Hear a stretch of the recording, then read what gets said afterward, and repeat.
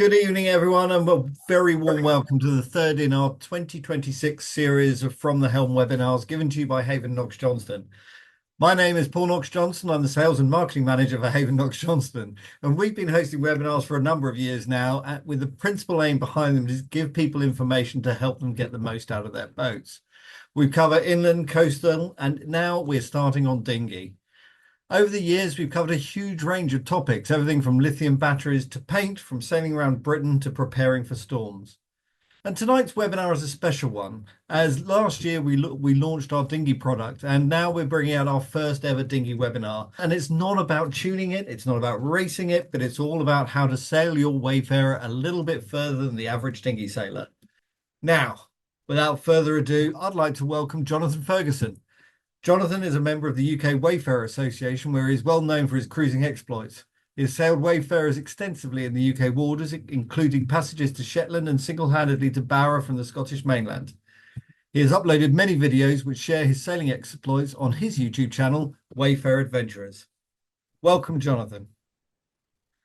Thank you very much, and thank you for having me tonight. Thanks everyone for coming along. It's been a really lovely day. I hope at least some of you have been able to spend it out on the water, but sadly not me. So, welcome, and this is all about what to do in terms of Wayfarer cruising. So that's what I spend my time doing. You may not be a Wayfarer cruiser yourself, but I hope that even if you're not, this is still somewhat useful to you. Some of the concepts and key ideas of what I do are definitely applicable to a broad range of different types of sailing, not just dinghy sailing. So to make a start here, we'll talk about me. So I'm Jonathan, as you know. I've been sailing boats for about 10 or 12 years now. You might have seen my YouTube channel. So I cruise mainly around the UK waters, often in Suffolk. Been down to Cornwall a bit. I spend a lot of time on the west coast of Scotland. I've done a couple of trips recently. 2 years ago, went over to Barra single-handed, which is quite an exciting little trip. And also sailed up to Shetland in a Wayfarer too. So lots of different trips. I started sailing at school when I was about 14 years old. And that was a really nice way to get introduced to sailing on the River Deben in Suffolk. And approximately the same age, my dad decided to buy a Wayfarer dinghy. He'd been sailing when he was younger up in Scotland, and he had fond memories of drifting backwards underneath the Tay Bridge with not very much wind and quite a lot of tide, and decided that it might be a formative experience for me to try as well. So we got a Wayfarer dinghy, which you will see a little bit later in the presentation, and we started sailing around the Suffolk rivers. Being a little bit adventurous, I persuaded him to do some trips a little bit further afield. That included to places like Norfolk Broads. And in fact, this here is a photo of me on that first trip on the Norfolk Broads. We stayed at a campsite. I decided to sleep on the boat. My dad, who wasn't feeling quite so adventurous, slept in a tent on the land at that time. And we had a great adventure going to all kinds of different places on the Norfolk Broads of that trip. We did a trip down in Kent, which, to be honest, we did with very little experience, but somehow we had a really, really good trip, even as a result of that. Sailing from the Isle of Sheppey all the way around to Ramsgate had a few interesting scrapes along the way, but it's all good tales now. And as well, some trips together in Suffolk, building up our kind of sea miles. Then over the pandemic, I was fortunate enough to get plenty of time out on the water once the restrictions were eased enough, and I really made the most of that. Got a lot of time sailing single-handed around Suffolk in Wayfarer together. So I had a really, really good time doing that, built a lot of confidence doing things on my own. I think it was a slightly scary time for my dad, who was watching me go off and do all these trips and not quite know what was going to happen at the end of them. I did one trip from the Norfolk Broads all the way back down the coast, down towards Suffolk, and back up the River Deben, which I think was a particularly stressful one for him because it's the longest passage I've done out on the open sea on my own. I had a crew with me about my own age, but that was a really big trip and a really kind of exciting trip for us because it was a lot of new horizons. So, I want to talk really about what dinghy cruising is, and I thought what better way to do that than to show you a short video. So this is a video that's been really well put together by my friend Kate, and it shows me and some friends up in Scotland a couple of years ago having a wonderful trip.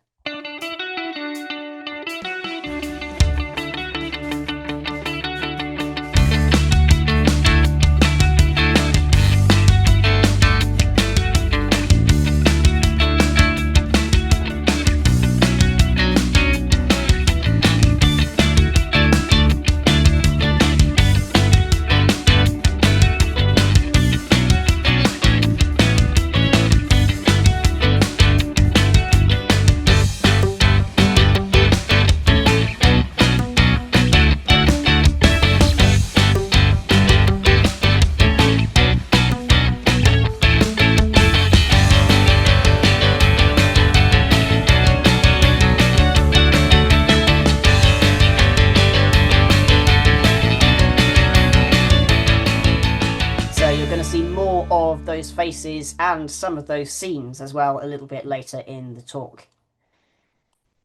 So, this is my boat. This is Moonshadow. She is a Porter Brothers built Wayfarer, built in around 1990. She's the Mark I version of the Wayfarer, built all in plywood with an epoxy construction from new. This was part of a generation of boats built by Porter Brothers in the 90s, primarily aimed at the racing fleet in the Wayfarer Association at the time, because they were strong and stiff and lightweight and very competitive racing boats. Now that there are some more modern variants of the Wayfarer out, built entirely in GRP with like some foam sandwich construction, there are some slightly more competitive boats. So a lot of these wooden boats built in the 90s are now coming up as very good condition cruising boats, which are excellent for going out on the water in. She was originally sailed in Suffolk, I believe, in Waldringfield, and then a little bit in Norfolk before I bought her in 2021. The other boat you're going to see is the one I've already talked about that my dad and I bought back in, would have been about 2015, I think. And this is Allegro. She's a fiberglass Wayfarer, entirely built of GRP, built approximately 1991, so not dissimilar age to Moonshadow. She's a Mark 1A version, which was designed sort of specifically with cruising sailors in mind, so it has a little bit more storage in it than a few of the other Marks around at the time. So the Wayfarer dinghy, if you don't know, is one of the most prolific family sailing classes that's around in the UK. It was designed in 1957 by Ian Proctor. And since then, there have been a number of different marks, about 5 major revisions of it. The one you see on the left-hand side is probably the most famous Wayfarer that's around. That's Frank Dye's boat, Wayfarer number 48, Wanderer. And that's on display in the National Maritime Museum in Cornwall, if anyone ever wants to go down and take a look at it. As you can see from the plans in the middle, the Wayfarer, she was originally designed out of wood, so built with plywood. She can take about 4 people in her comfortably, although for racing she normally has a crew of 2, and as I will show you later in the talk, she can definitely be single-handed as well. It's got a lifting centreboard, which is not weighted, and a fractional rig with a Bermudan main. On the right-hand side, you'll see what is the latest version of the Wayfarer. So in the 2000s, Hartley Boats took over the copyright for the Wayfarer design. They introduced the Mark IV Wayfarer, which brought in kind of a more up-to-date construction and really revitalised the racing fleet at the time. The one that you're seeing on the right there, they brought out a couple of years ago, and they call it the Wayfarer Weekender, and it's really pitched at cruisers, essentially. They've really noticed that there's a big demand rising for cruising dinghies and people who want to get out there and explore the coast in a Wayfarer. So the way they've designed it, they've actually put a weighted centre plate in it, and they've made some weight savings elsewhere around the boat. And that has meant that you get a boat which is still the same weight on land, but is a lot more stable on the water. And that new model seems to be performing and selling very well. Now, there have been some notable voyages in Wayfarers over the years, and I thought I'd put these folks up on the slide to begin with, because they are probably the most famous ones.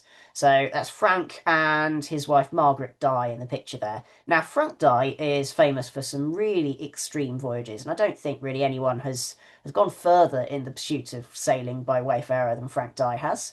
Back in the 1960s, he sailed with various crews to places like St Kilda, up to Iceland, and across the North Sea several times, including once to Norway via the Faroe Isles. That was quite an eventful trip for him because he encountered an unforecast force 9 gale.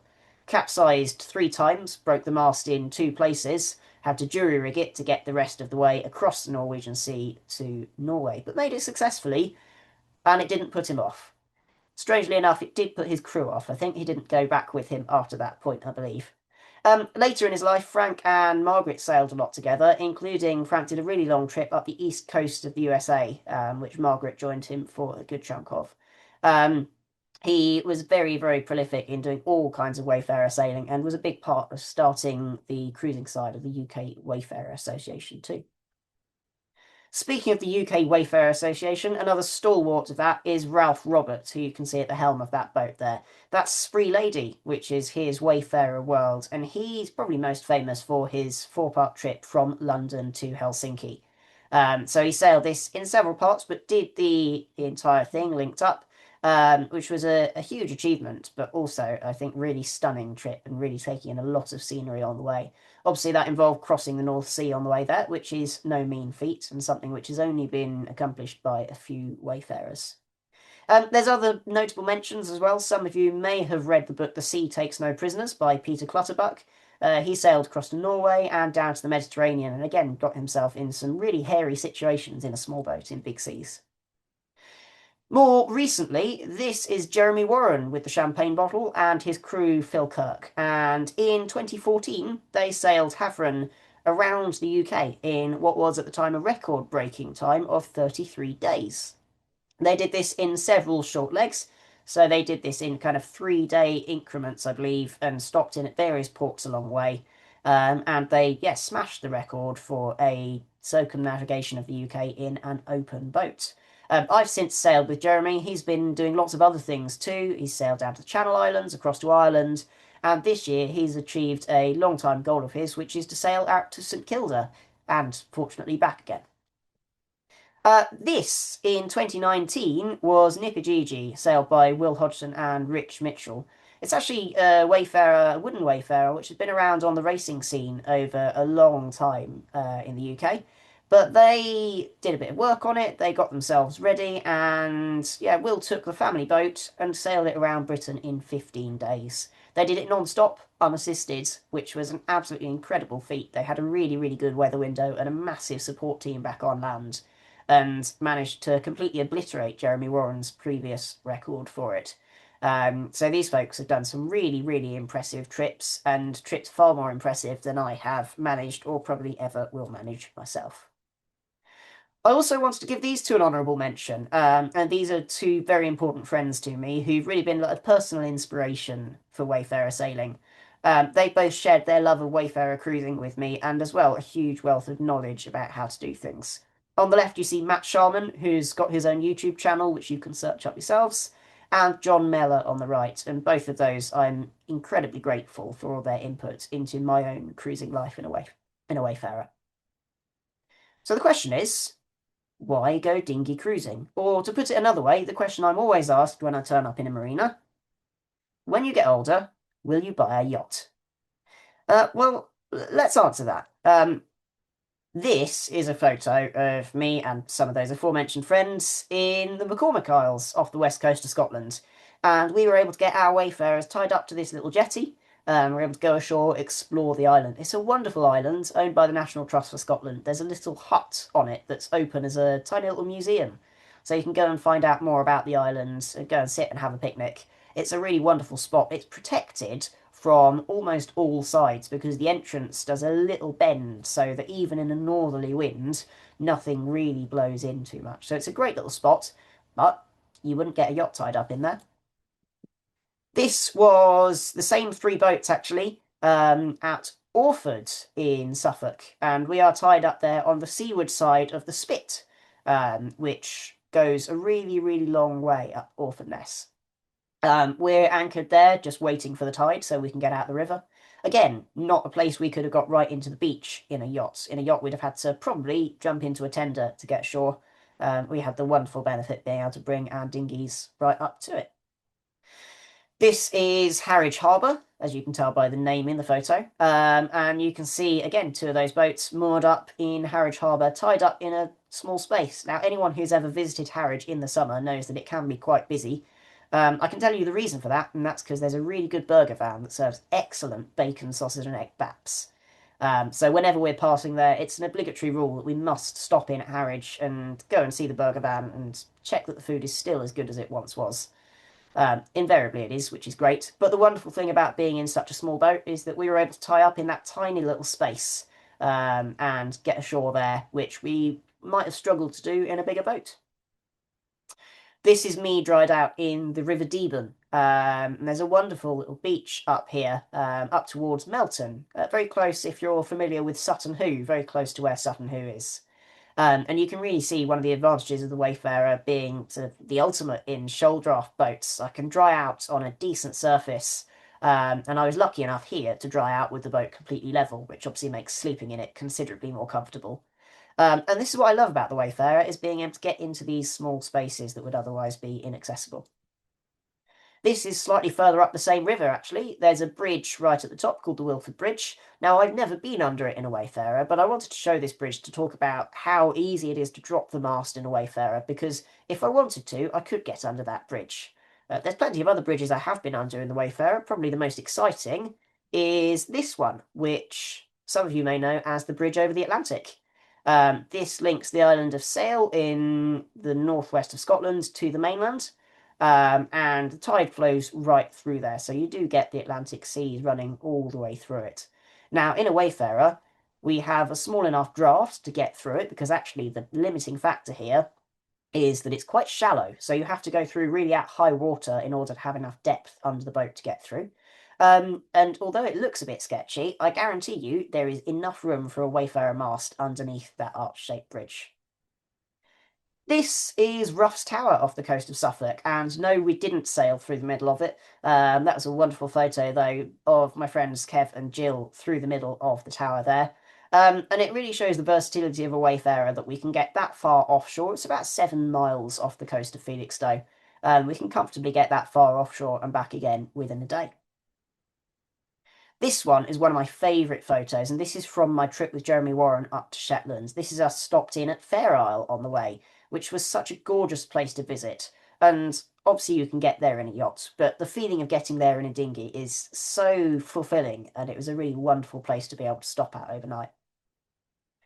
This is on the banks of the River Blythe, so just by Southwold, and it shows that the Wayfarer is very versatile in how it can dry out on the shore. Now, I must admit, this angle wasn't intentional. We dried out and weren't aware quite how much it was going to shelve underneath, and this was the result. But it did present for a very amusing photo, which is great. Fortunately, by the time we needed to sleep, the tide came back in, because otherwise, with our heads at the back of the boat, I think we'd have had a lot of blood going to the heads overnight. And this one, I'm not even sailing. This is on the ferry from Skye to Raasay a couple of years ago with my boat in tow. And I think this shows the true power of dinghy cruising. If you cruise in a keelboat, you've got to sail that keelboat to wherever you want to go sailing. Whereas for me, I can just tow the boat behind my car. People ask what's the top speed of a Wayfarer. I tell them it's 60 miles an hour. Because that is obviously the maximum legal speed on a motorway, and I would never go any faster than that at all. So this is the true power of it, and actually the flexibility that comes with that is fantastic. I remember a trip a couple of years back where I went up to Scotland in Easter. I had about 3 weeks to kill, and I thought, yeah, at some point in these 3 weeks the weather will turn nice, so I don't mind if it's a bit rubbish for a few days. I sat there for about 5 days, and after a couple of days of 50-mile-an-hour winds blowing through the marina, I thought, it's not going to work. I'm not going to get this nice weather I was hoping for. So I decided to go somewhere else, put the Wayfarer back behind the car, and I drove from Scotland to Falmouth. Nice short hop, but actually it was something I was able to do in just over a day, go down to Falmouth, and then have a wonderful trip down from Falmouth sailing round to Exeter, which I wouldn't have been able to do if I wasn't able to put the boat on the back of the car and tow it around. So, dinghy cruising then, you can go anywhere, as we've just discussed. I've put real in quotes because I know I'm going to offend some people by talking about real sailing. I think sailing a dinghy, you really feel close to the wind and to the sea. You really feel every little shift in the wind, and you are full-time sailing the boat. There's no real autopilot involved in this. And for me, that's something I love. I love feeling so close to the elements. It's relatively cheap. I'm not going to say it is cheap. We all know boats are just holes in the water that you pour money into. But it's compared to a large boat, it's a much cheaper boat to own. And the cost of doing the actual cruising is also very, very low. For me, marina costs, if I'm in Scotland, are somewhere between about £10 and £15 a night. If I'm somewhere in like Suffolk, maybe £20 a night, and we don't talk about the south coast because we all know that's hugely more expensive. But it's really, really cheap, and actually in most cases cheaper than a comparable campsite, which last time I checked don't tend to come with pontoons. The maintenance of a Wayfarer is nice and easy, so I don't need a crane to lift my mast out. I don't need a special device to get the boat out of the water. I just need a bit of elbow grease. And generally, you can accomplish all the maintenance tasks that you need in the space of a dinghy park and with most tools that a lot of people would own. Storage of the boat as well is cheaper and easier. So a lot of people keep their Wayfarer at home. Some people keep their Wayfarer in a dinghy park at a sailing club. You don't need to pay for a berth in a marina, which is great. I also want to show you this graph. This is a graph which is based on no data. There is no scientific collection of any of this evidence, but it is based on my approximate observations. And I want to show you the relationship between the length of the boat and the frequency of use. And I reckon it looks something like this. I reckon the longer your boat is, the less frequently you take it out and use it. And so the advantage of having a smaller boat is that by this principle, you're going to use it more often. I definitely think that's true to a certain extent. It's much less hassle for me to think, yep, I'm going to go sailing for the day, than it would be if I had a larger boat to deal with. So why a Wayfarer then? Why that rather than any other kind of dinghy? Well, here you can see us at the McCormick Isles, like you saw in the photo a couple of slides ago. They're very seaworthy boats, and I'm going to demonstrate to you a little bit later how that's the case. They're very stable, so when you walk around from one side to the other in a Wayfarer, you don't have massive rocking around like you would do in other classes of dinghy. Some classes of dinghy have got very rounded shaped hulls, which does make them very, very tippy, and the Wayfarer isn't like that, which is wonderful. There's so much storage in a Wayfarer, especially the older versions, which have got the inbuilt buoyancy and stowage tanks. So you can see in the bottom, that's John poking his head into the aft tank. There's a lot more space in the front, and there's a lot of space in the cockpit that's usable too. A lot of people refer to Wayfarers as way barges. There is a joke that Wayfarers are very slow boats, and I admit they're not fast by the standards of like an RS 800 or something these days. But they are very fast compared to a lot of other traditional cruising type boats, and specifically, they're fast upwind. So the disadvantage with a boat like a Drascombe, for instance, is that it's not got great windward performance.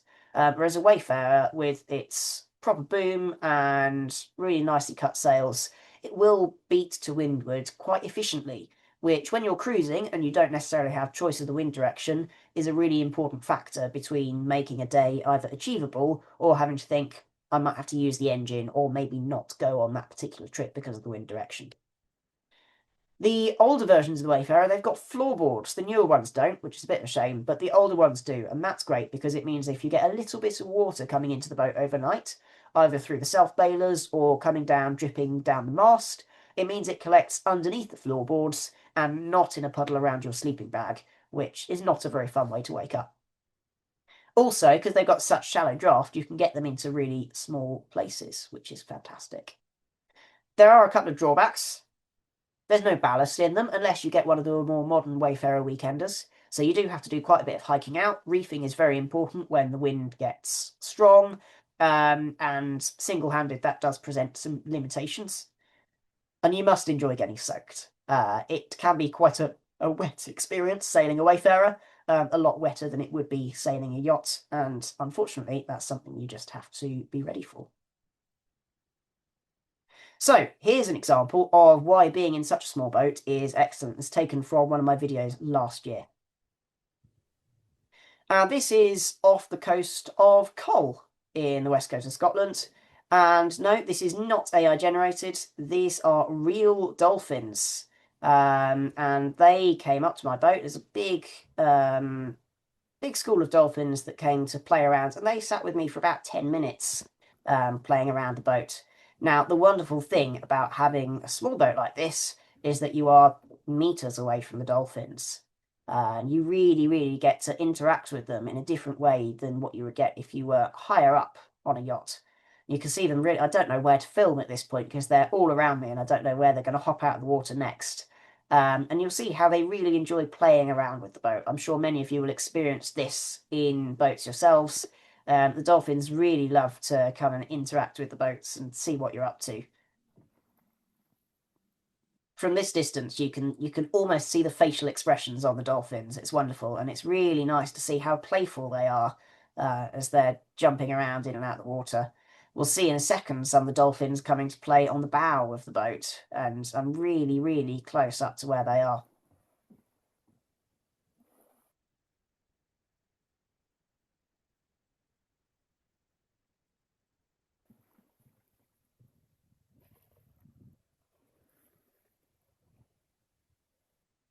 So that's one side of why Wayfarers are excellent cruising boats. Here's the opposite side. And this is a trip I did a few years ago with Matt and John and one of my regular crews, Kate. This was a trip from Jura, across the Sound of Jura to Gia, and we thought, okay, it's going to be fairly windy today. We'll just use the Genoa and have a nice relaxed sail. Unfortunately, the weather was a bit stronger than we'd anticipated, and it became quite an exciting sail. You can see us starting off with full Genoas. We gradually reefed those Genoas down until it was a fairly small scrap of sail. And this was our passage most of the way across to Gia. It was really quite rough, really big swells, probably the biggest swells I've filmed in a Wayfarer. I've had one or two moments where it's probably a little bit bigger. And you can really see between the two boats how big those swells are as the boats disappear into the waves. Obviously, it's very difficult to capture swell accurately on camera. This is one of the Calmac ferries that we saw coming past, and we radioed them to let them know that we were crossing them.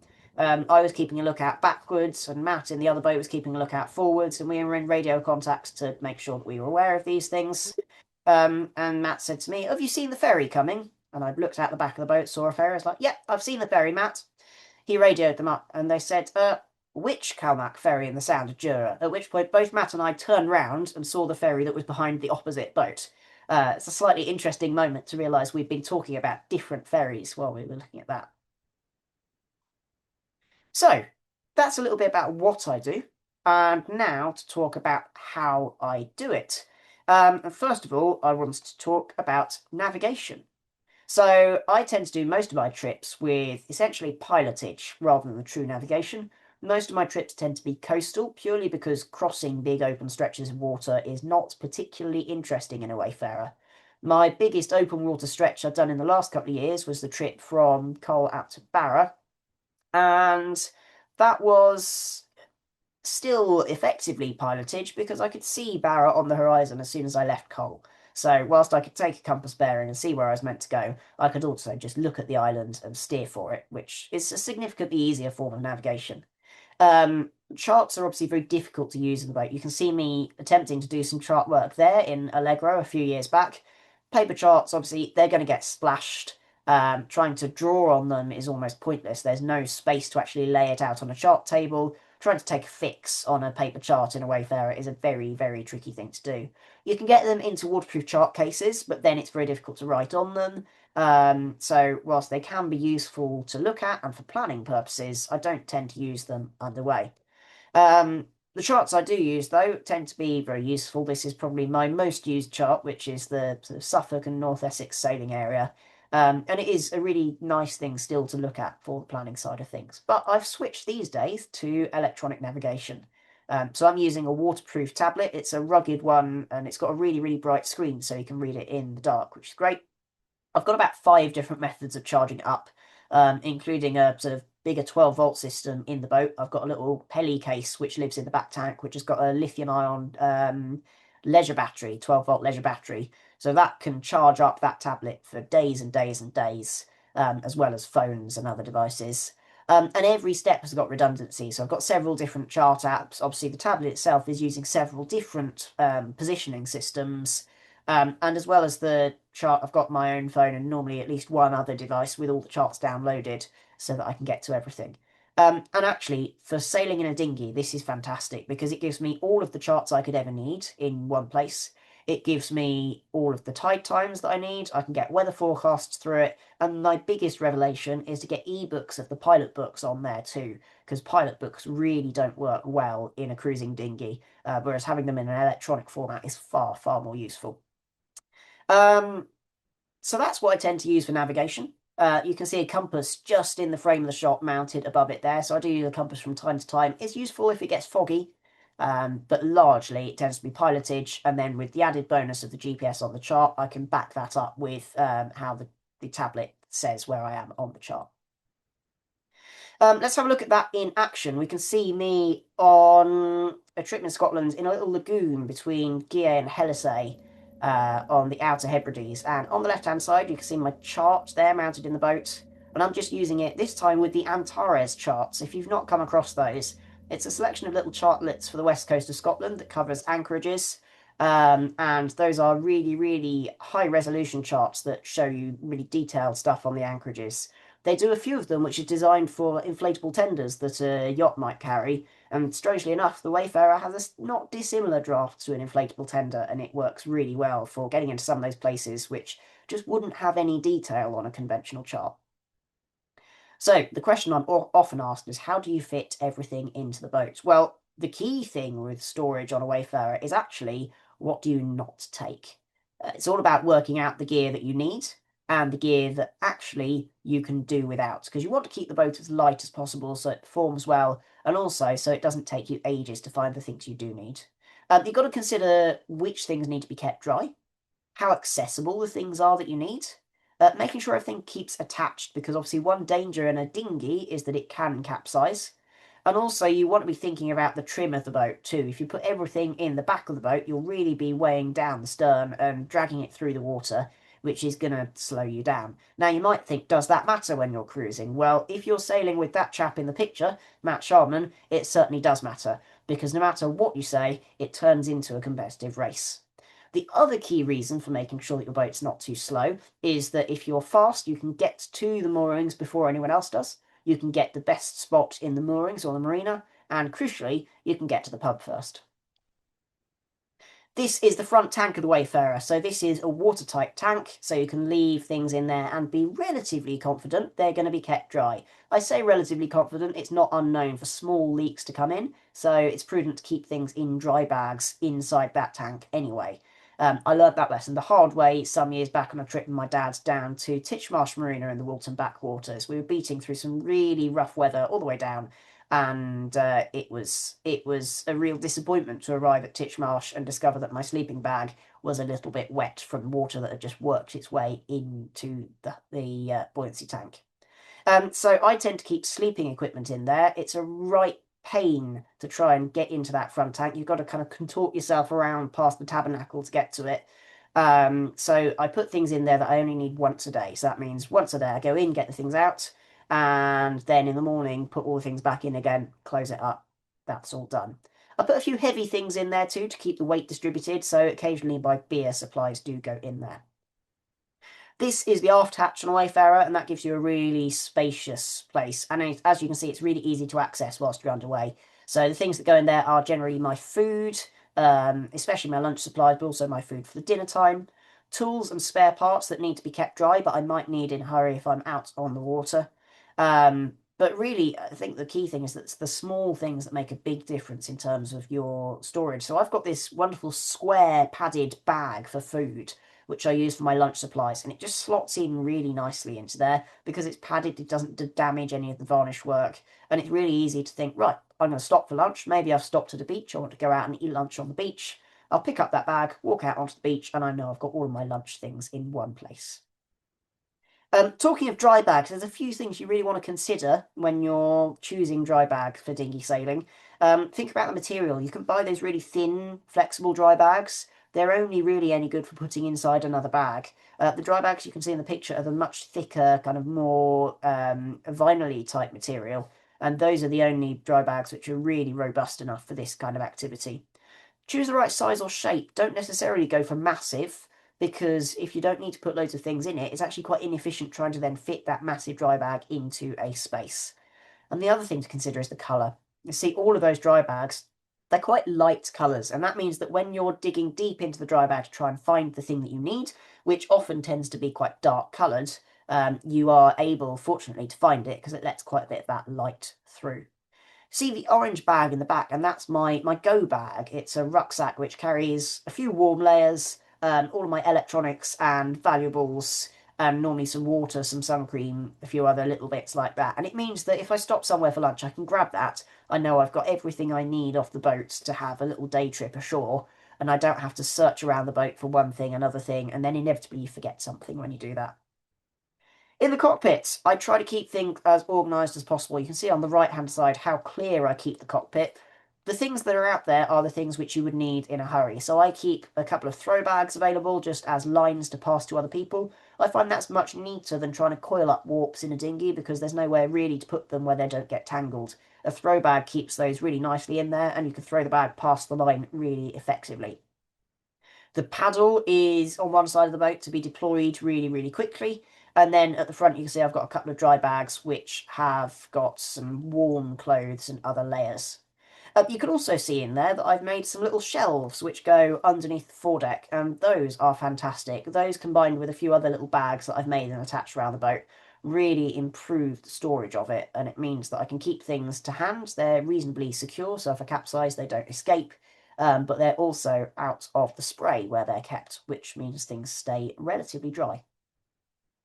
I also like to store some things on me, and it's the real kind of essentials that I would want to stay attached to me. My kind of worst case scenario is I have some kind of rig failure, the boat capsizes, and I'm clinging onto the upturned hull and need to call for help.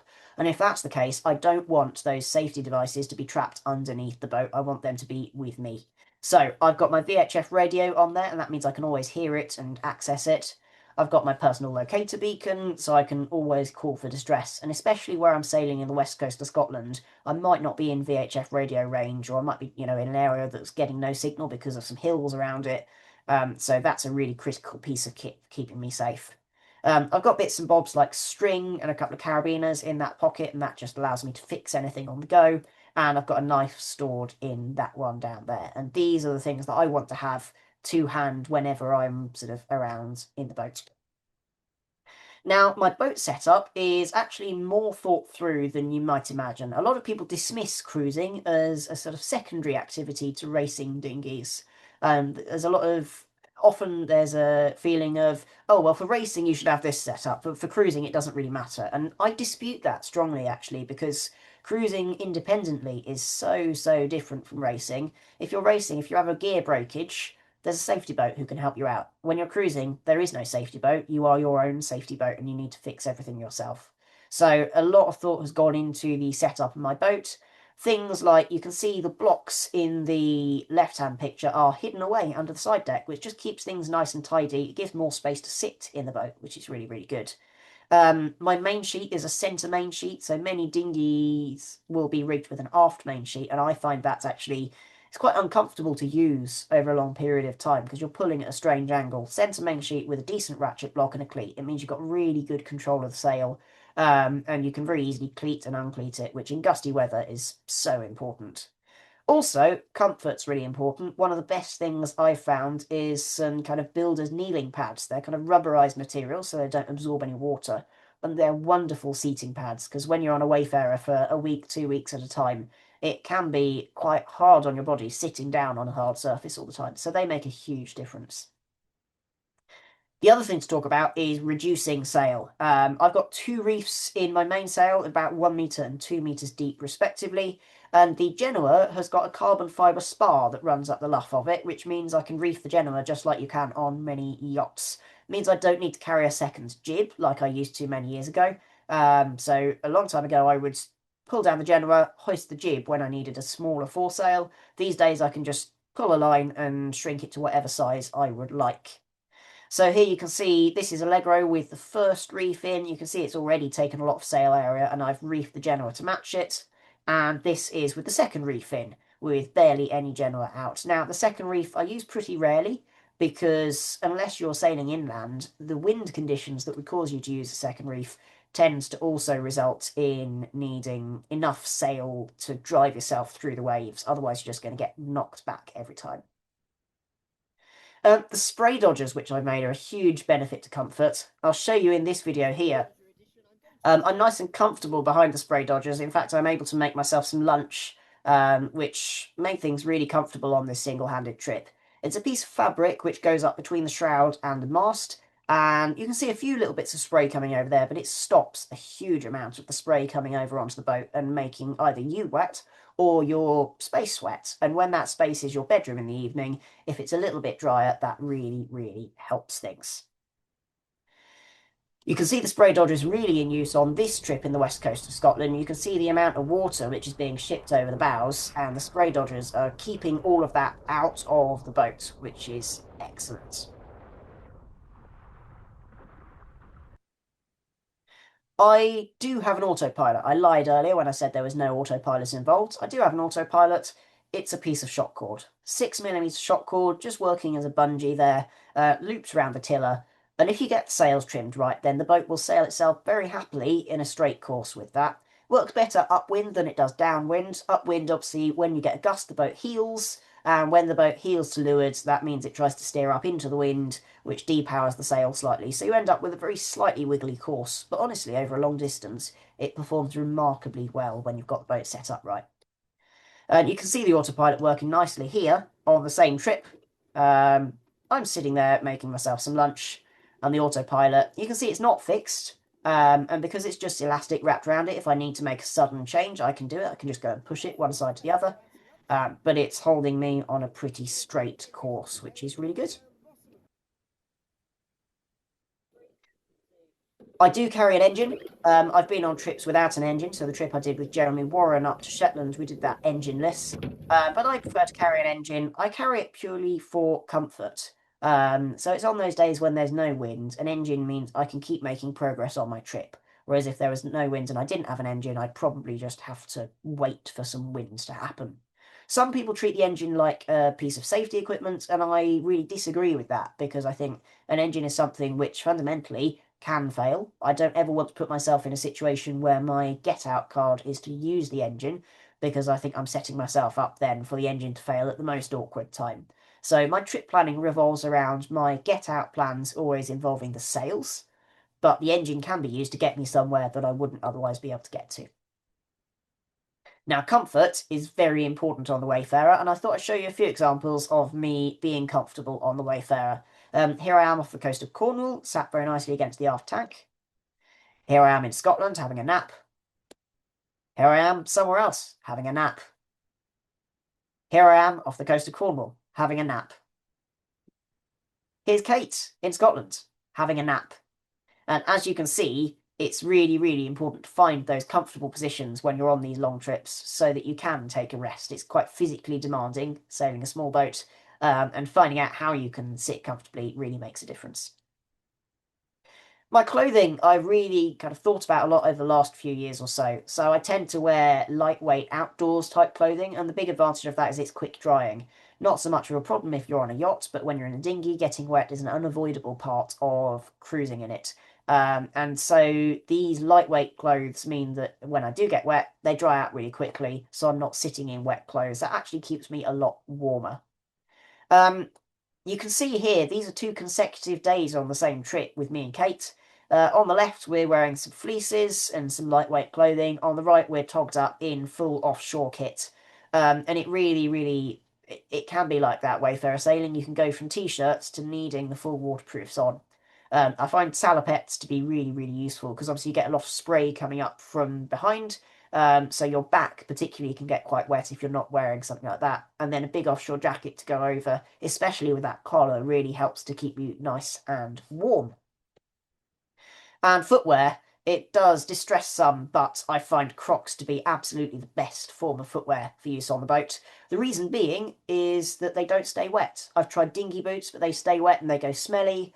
Barefoot, I find my feet get a little bit cold, and obviously I need something if I'm going to go ashore. Crocs are great because they protect your feet, and any water that gets in them drains straight out. There's airflow so that your feet don't go all wet and horrible on a trip. It really makes a huge difference with those. I'm lucky enough to have some that don't have holes on the top either, so I don't get any spray coming in through there. This is the food that I use. So I'm using essentially a jet boil. This is Alpkit's version called the brew kit to cook the food. And then I'm using these military ration pack meals to eat. The reason I use these is because they are so easy to cook in the evening. So if you've had a really long, hard day sailing, you want something that you can eat nice and quickly, get a nice, warm, nutritious meal. These meal pouches, they've got an expiry date of pretty much never. And to cook them, you boil some water in the jet boil, put the bag in, heat it up for about 5 minutes, and then eat the food straight out of the bag. It's not haute cuisine, but it is perfectly tasty, and it's a quick and easy way of eating some food. And the best thing is there's no washing up. So I wanted to show you here a couple of examples of some interesting sailing that I've done. This was me and Kate on a trip out to Ruff's Tower, and we went out there and sailed back in the night time. So we're making our evening meal on the way out at the moment. Kate's preparing the jet boil and making sure that she can use that underway. And if I skip ahead ever so slightly, we can see that we get that cooking. That sits nicely under the foredeck. Now, some people have made up a gimbal for those so that it sits upright, which is great. I don't have one on mine, but I think that's a yet. I probably will end up with one at some point. And you can see that we're able to then sit here sailing along and cook our meal. Now, sleeping on board, this is a question I get asked all the time. I pull into a marina and people say, "Oh, where do you sleep?" And the answer is just on the floorboards in the boat. I've got a wonderful tent, and this tent is designed by John Mellor, who I've already mentioned. He designed this specifically for the Wayfarer, and he makes them. So if you'd like to buy one, if you've got a Wayfarer yourself and you want to buy a tent, I hear there's only limited time remaining that he's going to be making them. I think he's going to stop making them fairly soon. So you can buy them on the Wayfarer Association's website. And I get no personal commission from them, but I thoroughly recommend them. They're fantastic tents, really well designed. It's just a simple A-frame tent. You can see on the left I've got a little scissor crutch that keeps the boom up at the back. And the boom's lifted up a little bit at the front too, just to give a bit more space inside the boat. This shows you a little bit of a view from inside the tent. I normally keep the back open because the boat will pivot round into the wind if I'm on a mooring or an anchor. I try and go into the wind in a marina. So this means I get a bit of ventilation passively coming into the tent and no rain ever comes in through there. You can see inside Allegro a little bit more space there and how things are laid out with my sleeping stuff on one side. If there's two of us on the boat, then the other person's sleeping stuff would be on the other side too. Here's a little view of the tent itself. And you can see how well it fits around the boat. And the best thing about it is it's so small and lightweight to pack up. It doesn't become a huge, really bulky thing to try and fit into a locker. You can see Matt holding it there. The first time this arrived through the post, I didn't even think it was the tent because it was so small. I didn't think it was possible, but it's a really well-designed bit of kit for that. Folds down neatly into... So, sometimes I've done some passages where we sleep underway, and this is part of my trip with Jeremy Warren up to Shetland. This is about 4 in the morning off the Orkneys, and Jeremy is currently asleep in the bottom of the boat with his head just under the foredeck. I had this beautiful sunrise where I was sailing and the sun rose exactly over where I was, which was a really kind of lovely thing to experience. I let Jeremy sleep through it. He'd had a long night. But it shows you that sleeping underway in the Wayfarer is possible. It's not particularly comfortable. It gets really cold overnight. You have to be, I think, probably a little bit crazy to want to do it. So, that's a lot about what I do. Question now is, how can you get started? Maybe you've watched this and you think, you know what, actually, I fancy getting out doing a bit of dinghy cruising. I'll just give it a little bit of a try. So what should you do? Well, the first thing people ask is, what boat should I get? The correct answer to that is the best dinghy to start cruising in is the one you already own. If you don't already own one, then you want to think about boats. And now, obviously, I'm biased. I would recommend a Wayfarer. There are many other classes of boat that people successfully cruise in. So do go and have a look. The Dinghy Cruising Association, for instance, has got lots of interesting ideas of different boats you can take cruising. Where should you launch? Well, that's a great question. There's so many wonderful places in the UK you can go cruising, and not just in the UK too. There's great cruising grounds all across the world. Do some research first. don't be afraid to call ahead to places that you want to launch. Marinas are generally quite understanding and, tend to be very accommodating of your needs as a dinghy, especially if you need a space in the marina to stay. You can normally tuck in small places they wouldn't think of putting yachts. Think about what your plan B is. If something goes wrong, if the weather changes, if you just get halfway through and you decide you're not enjoying it, what is your plan B? How are you going to bail out from this? And also, on the same vein, plan the end of the trip before you start. It's so tempting to start your trip and then not think about how you're going to finish. Some of my favourite trips have been one-way trips. I've started in one place, sailed along the coast, got to another place, and then gone back by land to collect the car and trailer and pull the boat out at the other end. Those are great fun, but it does limit you in terms of where you can stop. So you've got to do your research first as to where you can stop. The other thing you can do though is to come and join us. This is a shameless bit of self-promotion here. So I'm very involved with the UK Wayfarer Association, and as part of that I organise our annual cruising conference. We're holding that at Rutland Sailing Club, not this coming weekend, but next weekend. Now, membership of the Wayfarer Association is only about 30 quid, and it costs about 70 quid to come along to the conference. So if you're sitting here and you're thinking, oh, I fancy getting involved in this, and you think, yeah, a Wayfarer might be a good boat for me, join the Wayfarer Association, come along next weekend, come and see us at the conference. It's 2 days plus the Friday evening and a bit of socialising.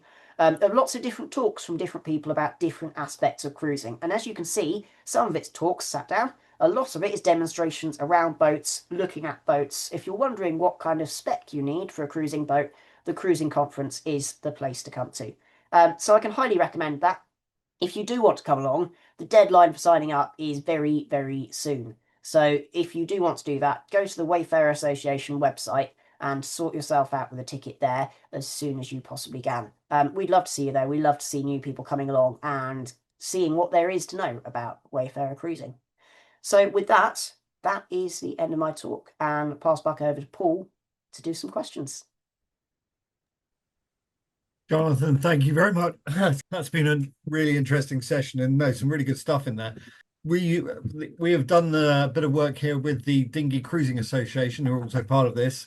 The Dinghy Cruising Association is a friendly community of sailors who enjoy exploring the water in small boats for pleasure rather than racing. It was founded in the UK in 1955. The association brings together dinghy sailors who share a passion for adventure, whether that means a gentle day sail, exploring creeks and estuaries, or longer cruising trips with overnight camping. Through rallies, meetups, publications, and shared knowledge, the DCA helps sailors connect, learn from each other, and discover just how much cruising is possible in a simple dinghy. So just to bring some of their sort of stuff in there as well, because that's another really interesting avenue to try and find more information about exactly what you're doing there. Yeah, we've had a few questions coming in, so which is always good. So the first question that's come in from Chris: what is the biggest mistake you made at the beginning? Great. So, what is my biggest mistake that I made? Well, oh, that's a big one, I think. I remember doing a trip when I was still quite young with myself and one of my school friends, and we sailed down the River Deben. We sailed down to a place called the Rocks, which, if you know the River Deben, you'll know well. It's a lovely little beach. We stopped there for lunch, got out, had some lunch, and I'd made sure to anchor the boat. I knew the tide was dropping, so I made sure to anchor the boat, and incrementally we got the boat further and further out so that it didn't get stranded. And unfortunately, I didn't realise that the beach underneath shelved down, and then shelved back up again, and then shelved downwards. And as we edged it further back into the water, we actually managed to push the boat aground. And we sat there and we thought, oh no, this could be a serious problem. We could be here for the next 6 hours or so. And after about 15 minutes of pushing and shoving, finally we got the boat back afloat. But I think that was the first moment that I really thought, oh, hang on a minute, I haven't actually planned this as well as I thought. It's a mistake I see a lot of other people making too, is that they think they've planned something, but actually they're not aware of what they don't know. For me, I wasn't aware that I didn't know there was an uneven shelf below that bit of the beach. So I think that's where going and finding knowledge from other people is so important. If I'd gone and spoken to somebody else, maybe at the sailing club, about what that was like and about my plans there, they might have been able to say to me, "Oh, watch out for this particular thing." And that's why, doing things like this, going and finding information from the Wayfarer Association or the Dinghy Cruising Association is so important. I mean, it's nice to know that there are these support networks who are more, and it is not. I know there's always been the sort of barrier about being happy to ask the questions, but these guys are really welcoming, aren't they? They're more than happy to answer any questions you have. Absolutely, yeah. Um, a question coming in from Jeff: is it better to sleep afloat or ashore when possible? Yeah, great question. I tend to sleep afloat. The reason being, in my boat, I've got everything I need. So it's like a little mini camper van. I've got all my food, I've got all my cooking equipment, everything I need is right to hand. And there's also then no worrying about what if the boat drifts off overnight. Because at least if the boat drifts off overnight, I'm going with it. So for me, that's what I prefer. Some people carry a tent and then land and then have to pitch a tent. I think that really limits you because you're limited to places where you can pitch a tent for a start, but also somewhere you can safely land the boat and deal with the effects of the tide, which in this country quite serious. So for me, sleeping in the boat's so easy. I can drop the anchor and then I can stop pretty much anywhere which is sheltered. I can dry the boat out on a beach. So I still get that experience of being on the beach, but I still have everything with me. Sometimes I've done great things where I've slept on the beach, put the anchor out, and then in the morning the tides come up, floated me off the beach, floated me out into the middle of the river, ready for me to then sail off later. Fantastic, fantastic. And Kate's asked, had there been any luxury items that are actually worth bringing? Those seating pads that I mentioned earlier, those are fantastic and they make such a huge difference to your quality of life. And, I was saying earlier about making sure you don't bring anything which you don't need. And after I tried those, immediately I thought, no, those are a necessity. Those have got to come. The other thing I found is I've installed some cup holders on my boat so that when I'm sitting there in the evening and I've opened a beer, I can put the beer in the cup holder, which feels entirely frivolous. But actually, it makes a big difference if you get any kind of swell or, some motorboat flies past you with a big wake. It means your beer doesn't fall over and spill all over the boat, which actually would be quite a problem for them sleeping there later. I think that's probably one of the best lessons I've learned. I'm writing that one down. Keeping your beer upright is always good. And Sarah's asked, where is your favourite place to cruise? Definitely the west coast of Scotland. Yeah, the Suffolk rivers I grew up on, they really got a soft spot for me, but nothing beats the west coast of Scotland, particularly in its geography, to be honest. The fact that you can go between islands, I think always makes cruising really interesting. The idea of sailing somewhere that you couldn't get just by walking makes it, I think, so much more exciting. And Scotland is absolutely wonderful for that. The only problem with Scotland is it does have a tendency to be a bit wet up there sometimes. But yeah, you say that again. And on the converse side, is there anywhere you wouldn't go back to? I think the place actually that was my least favourite to do a cruise was I did a short cruise a couple of years ago in the Solent. And the overriding impression that I came away from that with was that everywhere that geographically I would want to go and put the boat and have a nice quiet overnight, someone's built a marina there. Um, and it's such a crowded environment. I think the caveat is I would probably do a cruise there in the off season, maybe in the winter or the autumn when it's less busy. But there's very little that makes me want to go for a summer cruise in the Solent these days. Yeah, I get that. Yeah. Someone, Chris Taylor's just a message in. Hi, Jonathan. Really inspired by your Corrie Vrecken sail video solo. Can you expand more on your prep for this? Yeah, so going through Corrie's Wrekin, for those who don't know, big old whirlpool up in Scotland between Jura and Scarborough. Now, my prep for that actually was a lot of talking to other people. So I'd spoken to people like Matt and John and Kate, who've all been through there before in Wayfarers.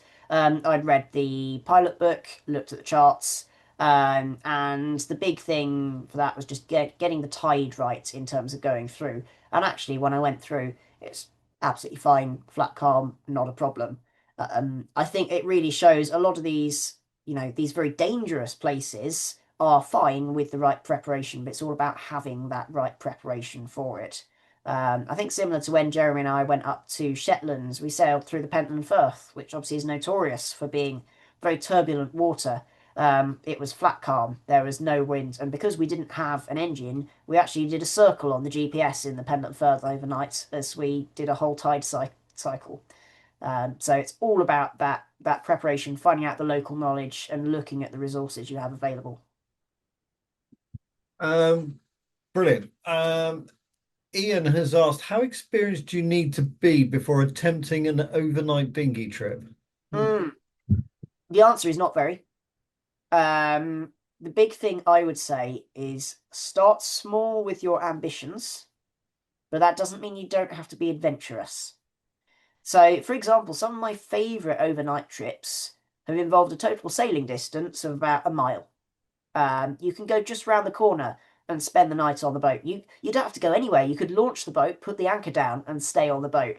And I'd thoroughly recommend that to anyone who's trying it for the first time, because then you've got your plan B. Your bailout option is right in front of you, which is just go straight back. Um, Going somewhere further afield and somewhere more exposed is when you start to need more experience. And that experience comes in knowing how to select a suitable anchorage for such a small boat. You can't afford to take some of the anchorages that would be fine for yachts, because in a Wayfarer you're going to have quite an uncomfortable experience. Excellent. And a question just coming from John Hartill. Great talk. How easy is it to launch and recover a Wayfarer solo? Challenging There's a is the pause. simple answer to that one. I've got some tricks up my sleeve that I use. So, I mean, I try to use slipways where I can get car access to it, and that means that for the recovery stage, I can hook the trailer up to the car with a rope and drive the car up to do the main pulling bit. Also, I need to take somewhere which is sheltered, because if it's not sheltered and the boat's trying to blow around and I'm trying to get it onto the trailer, I've got no chance. So there's a few little tips and tricks which can really help with that. I've had some really awkward places before. One of the worst ones was Arisaig, where it's got a paved slipway, but it's curved. So in order to get the boat, and it was really slippery at the bottom too, so I couldn't walk down with just the trolley myself, because otherwise I was going to slip on the seaweed and follow the boat as it went down, bounced off the rocks and went straight in. So I had to reverse the car down round the corner to get as close as possible, and then get the launching trolley off the road trailer and get it in. So that, yeah, that took me a while. So it's why I tend to go back to places where I know there are decent facilities for getting in and out. Great advice. And which pilot books are good for dinghy sailors? Are there specific ones that you would use? Not particularly. I mean, I don't really use a pilot book on the East Coast because I know it so well. But the East Coast pilot would be absolutely fine. I use the Imray Clyde Cruising Club pilot books on the West Coast of Scotland, and those are absolutely great. But also, actually, those Antares charts which I mentioned, they've got a huge amount of information on each of those charts, which almost acts like a mini pilot book. And their little chart selector that they have shows you where their little chartlets are for, which gives you actually a really nice guide of where you could possibly go to. So those can be very useful. I know some people have had good success with websites like Visit My Harbour as well. And also, don't forget the power of just going on something like Google Maps, just zooming in and seeing what you can see. All of those are really useful sources of information. And just something from us. I mean, what we'll try and do is a lot of the information you're giving out, if there are links involved, we'll try and put them in the description when we put the YouTube video out, so that people can easily find the detail on it. So we'll try and sort that out when the YouTube video comes out. Now, does the UK Wayfarer Association or Dinghy Cruising Association do they organise cruises in company, just kind of so people can sort of be with someone when they first go out, or build up their Absolutely. confidence? Yeah, I mean, the Dinghy Cruising Association, I think, does some of those. I'm not a member myself, but I think they do some really great things. On for the UK Wayfarer Association, we do loads of that. It's really, I think, one of the best things about the association is being able to go to an event in an area where you may not be quite so confident yourself, but if you've got somebody who's leading you around the area, someone who's an expert in that area, you can then go and be taken around, shown some of that local knowledge, and also meet new people doing the same things, see how they do things, see how they do their boats. We were really lucky last year to have an excellent rally that was run for people sleeping on their boats for the first time. And from what I hear, that was a real success and a really popular thing. There's a real demand, I think, for people who want to be shown how to get into doing this kind of thing. Yeah, I mean we've had a lot in sort of in sort of yachting in the yachting sort of and even the motorboat world, a lot of places where people are starting to do these things so that people can build up a confidence level, which has been really good. And we've just had a question come in from Peter. Are there any tips on when you're looking at buying a Wayfarer? Are there any tips or anything you should look for? Any sort of quirks and things like that you should be looking for when buying one? I think that's a very deep topic to get into. Lots of little nuances and intricacies. And actually, my best advice for that is join the Wayfarer Association, get in touch. There are plenty of people in the Wayfarer Association, including myself, who will happily help you out with that. Lots of experts who can really help you to tailor what you need for your own specific goals. Because what you look for in a boat will differ depending on how you want to use it. And have you had any experience using the sort of some electric motors, some of the lithium battery powered motors? How have they been sort of received? I've seen some of them in use, and I think they're absolutely wonderful while they're being used. It's so lovely that, you turn that on and you don't have the drone of a petrol outboard going on in the background. It's much more peaceful, and, especially in sheltered waters, I think they're a fantastic thing. Obviously, the big limitation for what I do is your range over an extended period of time, because there's not really a way of charging them up on a small dinghy like we have. And I've been on a cruise with other boats where they've had an electric motor, and that's started to run out of energy after a few days. And especially when you're fighting the tide, in a Wayfarer, you're maybe doing about 4 knots over the water. If you've got a knot and a half of tide against you, that's adding on a lot of extra distance. And also, in order to then make any reasonable progress, you've got to run the engine at higher revs, and that really does drain the battery down much faster. So I think they're absolutely fantastic while they're being used. If I was going to be doing a trip on like the Norfolk Broads or something where I knew I could get ashore and charge it each night, I think, yeah, absolutely, I would go for it. If I was just day sailing a Wayfarer from a sailing club, perfect choice. For what I do, going away for a week or two at a time where I might not have anywhere to charge it up, I stick with the petrol for that. Brilliant. No, thank you for that. And on the kind of along a similar lines, Kirsty's asked if you can expand on your lithium battery setup for charging your devices. Just give us a bit more info on that. Yeah, of course. It's a Pelican case, just a fairly sort of small, sort of roughly head-sized Pelican case with I believe it's a 20 amp hour battery in it that I've got at the moment. And that's connected through the fuse to a set of wires. I run that out of the aft tank, so I've drilled a little waterproof connector through the bulkhead. That's run under the floorboards to a little box I've made that mounts on the tabernacle, and that box holds the tablet. It's got a couple of USB ports on it. It's also got a little AIS receiver inside it too. So I've got a little homemade antenna which goes up the mast and plugs into that. So it receives AIS, and you connect to it over Wi-Fi with the tablet, and then it plots those AIS targets on. Well, I've got Navionics that it will work on, for instance, but your own chart plotting software on the tablet. And so I use that, and obviously the USB ports will charge up my devices. I don't use it for anything else at the moment. At some point, I might install a masthead light if I'm doing some night sailing. Um, but largely, that's the extent of what it's used for. It's a glorified power bank. And in case it goes wrong, I always carry some other ones too. And then when I get to a marina, I can plug into the shore hook up at the marina and charge up my battery overnight then. Um, Excellent, excellent. We're coming the last sort of three here, of which one I'm going to say to last because I quite like it. Are there any ration packs to avoid? I had bean and pasta salad once, and the way I buy them from a shop where you can get like a multiple selection. So you buy like 20 and they give you a mixture of different things. And unfortunately, they gave me quite a few bean and pasta salads, and I really didn't get on with that one. Um, the other one I had was tuna and pasta with chicken and tuna with rice. That's what it was. Yeah. Which is certainly an unorthodox flavor combination. And it didn't really have much else with it. It was just the chicken and the tuna and the rice. So whilst that was nutritious, I wouldn't say it was necessarily delicious. It's a very good phrase. I'm going to remember that one.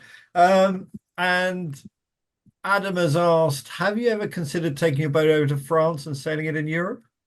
Yeah, I have, especially during some of the holidays where I've been sat in the rain inside the tent thinking, oh, this is rubbish.